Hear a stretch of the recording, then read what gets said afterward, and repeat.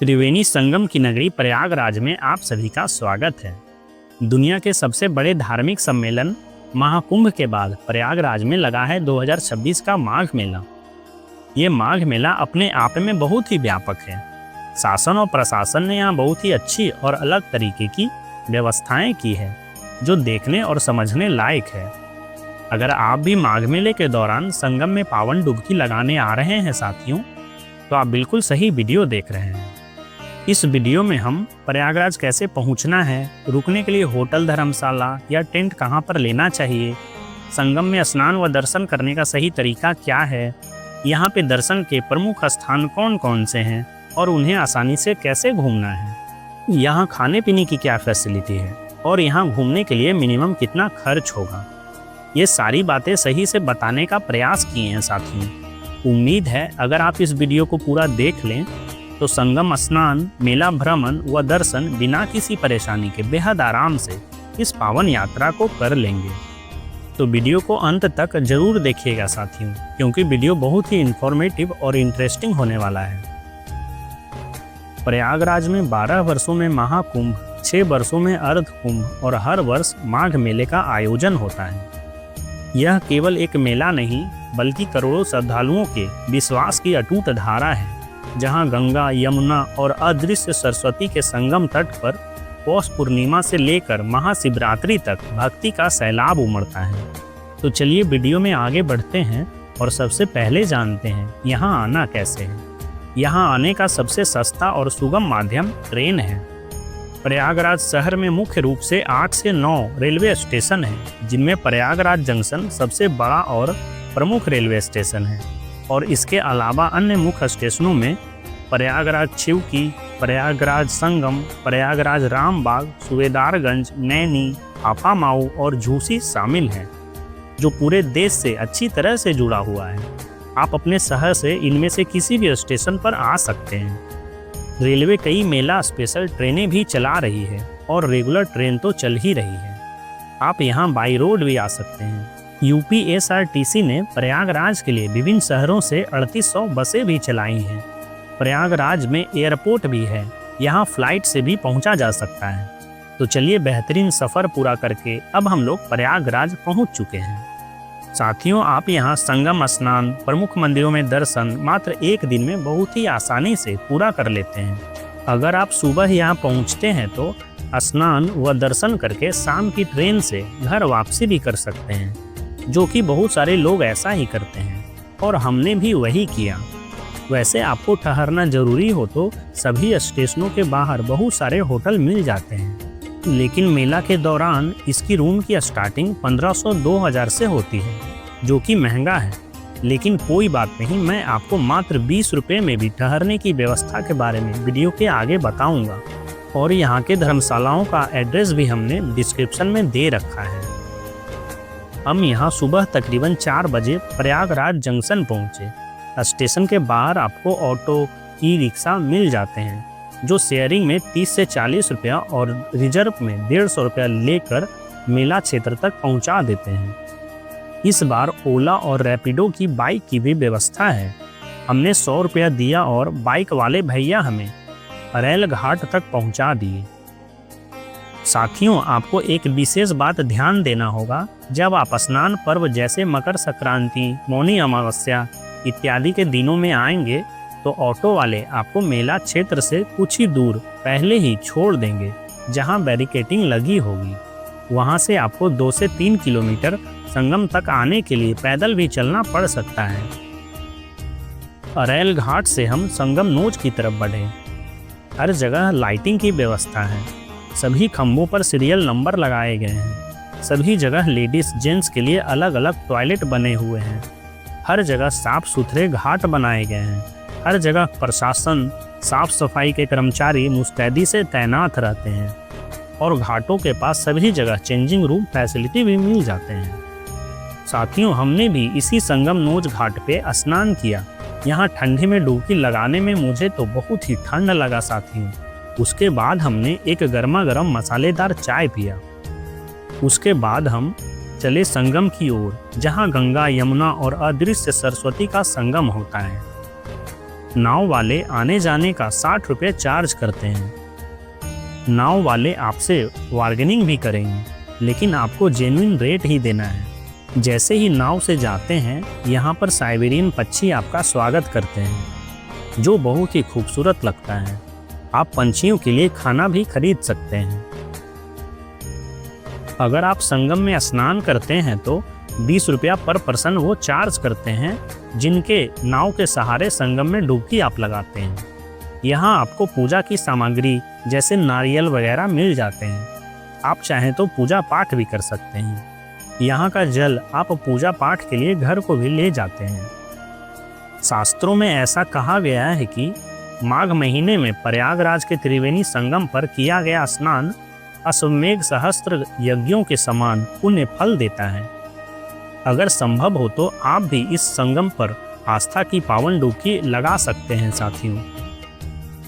इस बार माघ मेला 3 जनवरी यानी पौष पूर्णिमा को शुरू हो गया है। इसमें मुख्य पर्व स्नान 3 जनवरी पौष पूर्णिमा, 14 जनवरी मकर संक्रांति, 18 जनवरी मौनी अमावस्या जो कि एक बड़ा स्नान पर्व है, 23 जनवरी को बसंत पंचमी, 1 फरवरी को माघी पूर्णिमा। माघी पूर्णिमा ये कल्पवास का मुख्य स्नान पर्व होता है। 15 फरवरी महाशिवरात्रि जो कि मेले का अंतिम समापन है। प्रयागराज का माघ मेला न केवल आस्था का प्रतीक है, बल्कि यह ब्रह्मांड की रचना और अमृत की बूंदों से जुड़े पौराणिक कथाओं का जीवंत संगम है। हिंदू मान्यता के अनुसार माघ महीने में स्वयं देवी देवता संगम तट पर वास करते हैं, जहां एक डुबकी लगाने मात्र से जन्मों के पापों से मुक्ति और मोक्ष की प्राप्ति होती है। इस मेले का सबसे कठिन व पवित्र हिस्सा कल्पवास है, जहां श्रद्धालु 1 महीने तक संयम और सात्विक जीवन का पालन करते हुए आध्यात्मिक ऊर्जा संचित करते हैं। अभी हमें एक त्रिवेणी संगम पे मेरे साथी मिले हैं, जैसे हम पहले भी इनसे सोशल मीडिया पे मिल चुके हैं, तो आप भी इनका सॉन्ग सुने होंगे और मेरे चैनल में आपका स्वागत है सर। स्वागत है सर, धन्यवाद सर। प्रथम यज्ञ भूखंड धरा पे आर्य का आगाज है पावन संगम की धरती ये प्रयागराज है, ये प्रयागराज है। इसके बाद साथियों हमने यहाँ ब्रेकफास्ट किया, जिसमें मसालेदार चना और इडली खाया। आप चाहें तो और भी कुछ यहाँ ट्राई कर सकते हैं।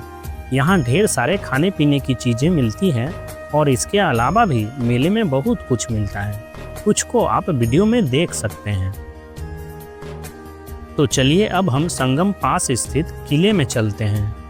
माना जाता है किले का निर्माण मुगल शासक अकबर के द्वारा 1583 ईस्वी में करवाया गया था। इसके भीतर स्थित अक्षय वट वृक्ष जो बहुत ही पवित्र और अविनाशी है, जो प्रलय के समय भी नष्ट नहीं होता। स्नान के बाद इस अक्षय वट के दर्शन बड़े ही शुभ माने जाते हैं। पहले ये सुरक्षा कारणों से आम जनों को देखने के लिए विशेष अनुमति की आवश्यकता होती थी, लेकिन 2019 से इसे सार्वजनिक रूप से सरकार के द्वारा खोल दिया गया। इसके बाद अब हम किले के दूसरे भाग में बने हुए पातालपुरी मंदिर में दर्शन करने चलते हैं। जैसा कि नाम से ही पता चलता है, यह मंदिर जमीन के अंदर यानी पाताल लोक में बना हुआ है। यहाँ सबसे पहले ऋषि मुनि भारद्वाज के दर्शन होते हैं। कहा जाता है कि भगवान राम वनवास के दौरान यहाँ आराम किए और भारद्वाज मुनि से भेंट किए। भारद्वाज मुनि के अलावा यहाँ और भी 40 से अधिक देवी देवताओं के मूर्तियाँ स्थापित हैं, जिनके आप दर्शन कर आशीर्वाद प्राप्त करते हैं। ये बहुत ही दिव्य और अलौकिक मंदिर है साथियों, आप सभी को यहाँ जरूर आना चाहिए। यहाँ से किले के सटे हुए रास्ते से ही आप आगे जाते हैं तो आपको मिलता है जन आश्रय स्थल, जो श्रद्धालुओं को ठहरने की व्यवस्था बनाई गई है। यहाँ आप मात्र 20 रुपये में बेड बुक कर सकते हैं और ठहर सकते हैं। इसके बाहर खाने पीने की अच्छी व्यवस्था बनाई गई है और यहीं पे आपको मिलता है बड़े हनुमान जी का मंदिर। यहाँ से आप प्रसाद व फूल माला लेकर लाइन में लगकर लेटे हुए भगवान हनुमान के दर्शन प्राप्त करते हैं। यहाँ से जुड़ी मान्यता है कि लंका पर विजय के बाद जब हनुमान जी अपार थकान महसूस कर रहे थे, तब उन्होंने इसी स्थान पर लेटकर विश्राम किया था। पूरी दुनिया में हनुमान जी का यह संभवतः इकलौता मंदिर है जहां उनकी 20 फीट लंबी विशाल मूर्ति लेटी हुई मुद्रा में है। यहाँ प्रतिदिन अलग अलग मेनू के अनुसार प्रसाद रूप निःशुल्क भोजन कराया जाता है। आप भी यहाँ प्रसाद रूप भोजन ग्रहण कर अपने आप को धन्य कर सकते हैं साथियों। इसके बाद हम चलते हैं आदि शंकर विमान मंडपम मंदिर, जो यहाँ से कुछ ही दूरी पर स्थित है। इस मंदिर का प्रवेश सामने से नहीं होकर पीछे के रास्ते से है। यह मंदिर पूरी तरह से दक्षिण भारतीय द्रविड़ शैली में बना हुआ है। यह मंदिर 3 मंजिला है। प्रथम तल पर जगत गुरु आदि शंकराचार्य के अवतार कौमारी भट्ट, दूसरी मंजिल पर तिरुपति बालाजी और तीसरे मंजिल पर भगवान शिव की मूर्तियां स्थापित है, जिनके आप दर्शन कर आशीर्वाद प्राप्त करते हैं। इसके अलावा भी ढेर सारी दुर्लभ देवी देवताओं के दर्शन प्राप्त होते हैं। इस मंदिर के ऊपरी मंजिल से संगम क्षेत्र का बहुत ही विहंगम और सुंदर दृश्य दिखाई देता है। यह फोटोग्राफी वीडियोग्राफी के लिए बेहतरीन जगह है साथियों। अभी हम मेला क्षेत्र के सेक्टर नंबर 1 में घूम रहे हैं। यहाँ से पीपा पुल, जो गंगा नदी के ऊपर बनाया गया है, उसके सहारे उस पार यानी झूसी साइड सेक्टर नंबर 5 या 6 में जाएं तो उधर भी मेले का विहंगम दृश्य देखने को मिलता है। यहाँ बहुत से साधु संतों के अखाड़े पंडाल बने हुए हैं। यहाँ बहुत से सिद्ध महात्माओं का निवास होता है। यहाँ कुछ जगहों पर निःशुल्क भंडारा चलता रहता है। साथियों, मुझे इस माघ मेले घूमने का खर्चा तकरीबन 550 रुपया आया। हमने इसमें ट्रेन टिकट का प्राइस ऐड नहीं किया है। अगर बताए गए जानकारी के अलावा भी कुछ और जानना हो तो आप कमेंट में पूछिए, मैं तुरंत ही उसका जवाब दूंगा साथियों। उम्मीद है आपको यह वीडियो पसंद आया होगा साथियों। आप चाहें तो लाइक और सब्सक्राइब भी कर सकते हैं।